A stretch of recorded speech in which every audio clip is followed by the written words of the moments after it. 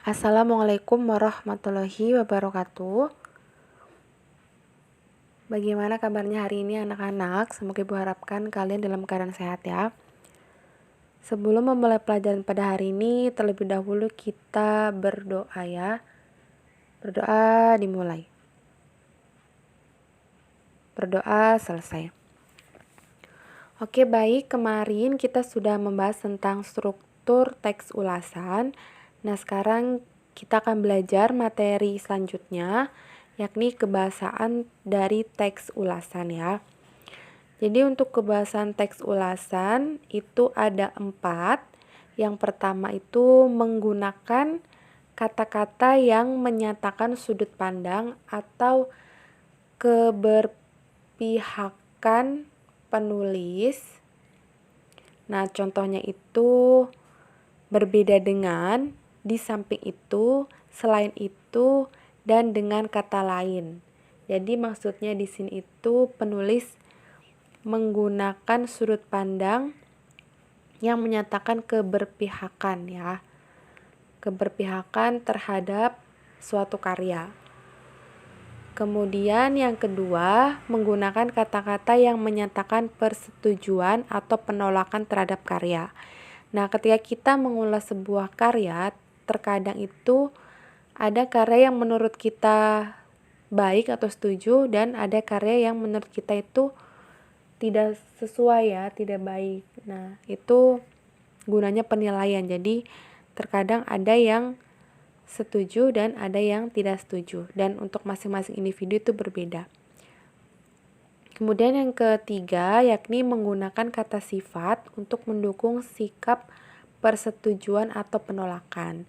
Nah, untuk kata sifat itu sudah pernah Ibu jelaskan waktu itu. Jadi untuk kata sifat itu lebih kepada bisa ke karakter kita ya. Nah, di sini contohnya ada kata menarik, ada kata layak, ada kata berhasil, atau kata yang bermakna sebaliknya. Yang keempat, menggunakan konjungsi penerang bahwa, yakni, dan yaitu. Jadi kita menggunakan kata hubung penerang atau penjelas ya. Kata hubung penjelas. Nah, kata yang bisa digunakan itu bisa kata bahwa, bisa juga kata adalah, bisa kata yakni, bisa kata yaitu. Nah, contohnya adalah dalam buku yang berjudul The Magic Smile, ini dituliskan bahwa senyum adalah kekuatan sihir yang dapat mengubah hidup Anda. Nah, itu adalah kebahasaan teks ulasan. Nah, sekarang Ibu akan mencontohkan bagaimana cara menganalisis kebahasaan teks ulasan. Jadi di sini Ibu sudah memberikan contoh. Ini contoh teks yang kemarin ya, yang berjudulnya Surat Kecil untuk Tuhan ya, yang ke.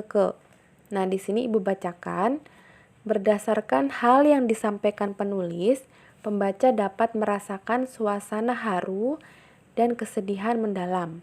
Perjuangan Keke melawan penyakitnya dan kepasrahan Keke terhadap keputusan Tuhan dengan baik meskipun pada beberapa bagian terlalu memaksa untuk memasukkan pesan moral. Terlepas dari kelemahan tersebut, buku ini tetap memberikan semangat terutama bagi generasi muda, yaitu seberapa besar cobaan yang datang. Kita harus berani berdiri dan menghadapinya. Dengan kata lain, kita harus pantang menyerah dalam menghadapi berbagai cobaan dan ujian hidup. Karena ditulis berdasarkan kehidupan nyata, tokoh-tokoh dalam novel tersebut juga nyata. Selain Keke, ada pula tokoh Ayah, sahabat-sahabat Keke, Fada, Maya, Siva, Ida, dan Andini. Dr. Adi, Dr. Mukhlis, Andi, dan Pak Ius. Karakter tokoh pun digambarkan begitu jelas seolah-olah waktu berputar kembali pada masa peristiwa tersebut terjadi. Alur yang digunakan dalam novel ini adalah alur campuran. Kenapa? Karena novel ini tuh menceritakan kehidupan masa kecil Keke sampai dewasa, kemudian kita flashback lagi. Oleh karena itu, alur yang digunakan adalah alur campuran atau alur maju dan mundur. Sementara itu, latar cerita meliputi rumah Keke, sekolah, rumah sakit, dan juga beberapa potongan kejadian di sebuah villa. Penulis menggunakan sudut pandang cerita, yaitu orang pertama ya. Jadi dia menggunakan orang pertama, biasanya menggunakan kata aku. Oleh karena itu, saat membaca novel ini, kita seolah merasakan hal yang Keke alami. Adapun pemilihan bahasa yang dipakai itu cukup ringan, sehingga novel ini bisa dibaca untuk umum. Selain itu, novel ini juga banyak menyisipkan nilai moral dan nilai agama, sehingga dapat menjadi pembelajaran yang baik bagi pembaca. Nah, itu contoh teksnya. Nah, sekarang gimana sih cara menganalisisnya? Nah, kalian harus menganalisis keempat kebahasaan yang sudah Ibu jelaskan. Nah, yang pertama itu menggunakan kata-kata yang menyatakan sudut pandang atau keberpihakan penulis. Nah, tadi Ibu sudah memberikan contoh ya. Nah, di sini yang bisa ditemukan ada terdapat kata selain itu di dalam teks ya. Di sini Ibu bacakan, selain itu, novel ini juga banyak menyisipkan nilai moral dan nilai agama sehingga dapat menjadi pembelajaran yang baik bagi pembaca. Nah, kata selain itu masuk ke kata yang menyatakan sudut pandang atau keberpihakan penulis terhadap suatu karya. Nah, yang kedua atau yang B, menggunakan kata-kata yang menyatakan persetujuan atau penolakan. Nah, kalau di teks ini itu terdapat penolakan ya, penolakan terhadap karya. Di sini Ibu memberikan contoh, perjuangan Keke melawan penyakitnya dan kepasrahan Keke terhadap keputusan Tuhan dengan baik meskipun pada beberapa bagian terlalu memaksa untuk memasukkan pesan moral. Nah, di sini yang Ibu garis bawah, yang Ibu berikan tanda merah ini, itu terlalu memaksa untuk memasukkan pesan moral, itu masuk ke penolakan ya. Jadi, menurut penulis itu tidak setuju ya jika terlalu memaksakan untuk memasukkan pesan moral gitu. Seharusnya tidak seperti itu. Nah, ini yang dimaksud dengan sebuah penolakan ya, kata-kata penolakan. Kemudian yang C, menggunakan kata sifat untuk mendukung sikap persetujuan atau penolakan. Nah, untuk kata sifat sebenarnya banyak, tapi di sini Bu memberikan satu saja contoh, yakni kalimatnya, adapun pemilihan bahasa yang dipakai penulis cukup ringan, sehingga novel ini bisa dibaca untuk umum. Di sini ada kata ringan. Ringan itu masuk ke dalam kata sifat. Ini masuk ke dalam persetujuan ya, bukan penolakan. Yang D, menggunakan konjungsi penerang. Nah, di sini berarti menggunakan kata hubung penegasan atau penjelasan. Nah, di sini itu bisa kata adalah, bisa kata bahwa, bisa kata yakni, dan yaitu. Kebetulan di dalam teks yang tadi disajikan itu adalah kata yaitu ya. Jadi di sini kalimatnya, terlepas dari kekurangan tersebut, buku ini tetap memberi semangat terutama bagi generasi muda, yaitu seberapa besar cobaan yang datang, kita harus berani berdiri dan menghadapinya. Nah, ini adalah contoh dari kata hubung penerang bahwa, yakni, dan yaitu.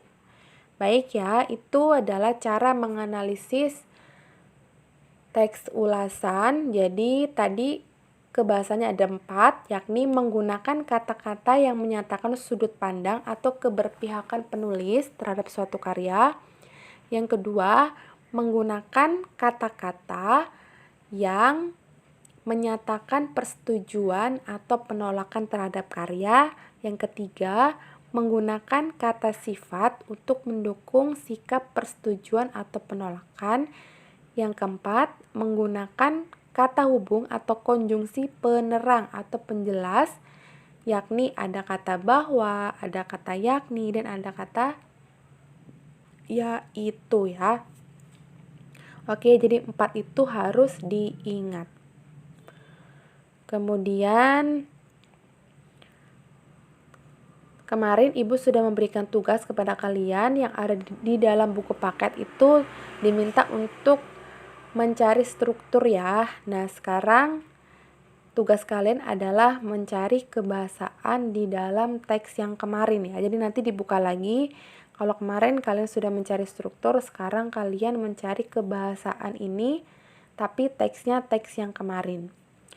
Nah, itu adalah kebahasaan teks ulasan. Nah, sekarang bagaimana sih cara menyusun teks ulasan biar gampang atau mudah?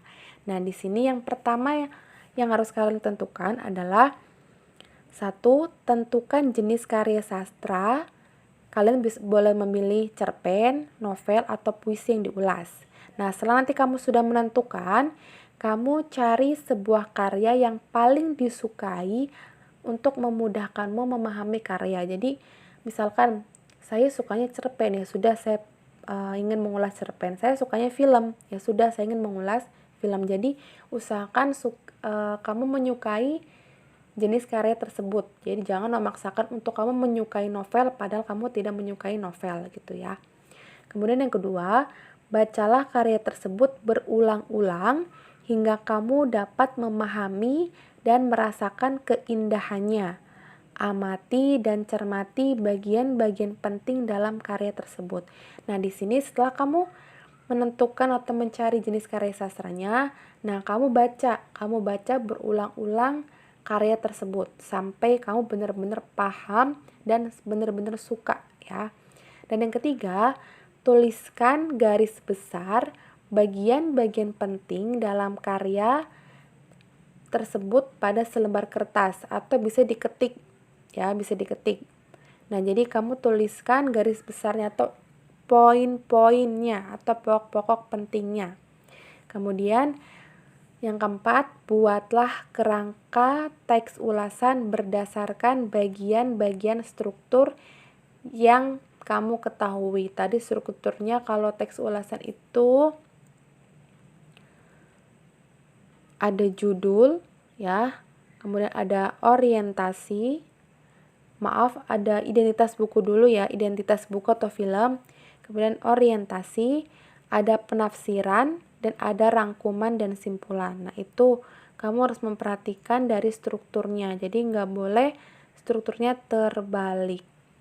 Kemudian setelah itu, kamu kembangkan garis besar bagian-bagian penting tersebut ke dalam beberapa kalimat.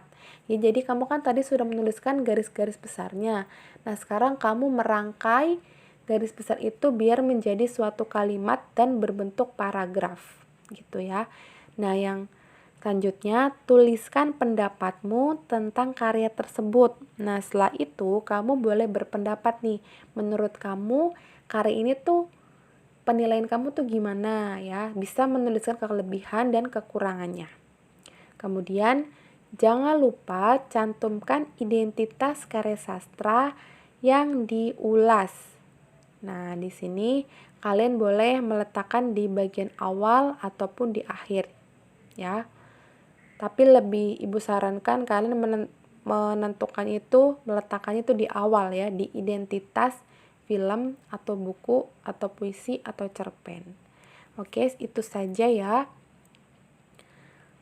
penyampaian materi kita hari ini, yakni kebahasaan teks ulasan dan cara menulis teks ulasan yang baik.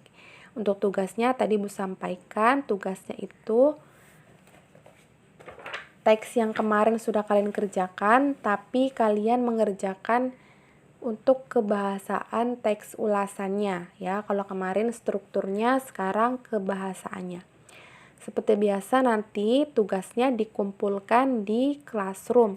Tugas diketik dituliskan di buku tugas ya. Nanti dikirimkan ke classroom maksimal pukul 3 sore ya. Jika nanti ada pertanyaan lebih lanjut, silakan WA Ibu ataupun Japri ya, ataupun langsung ketik di classroomnya, nanti akan Ibu balas ya. Sekian dari Ibu, wabillahi taufiq wal hidayah. Wassalamualaikum warahmatullahi wabarakatuh.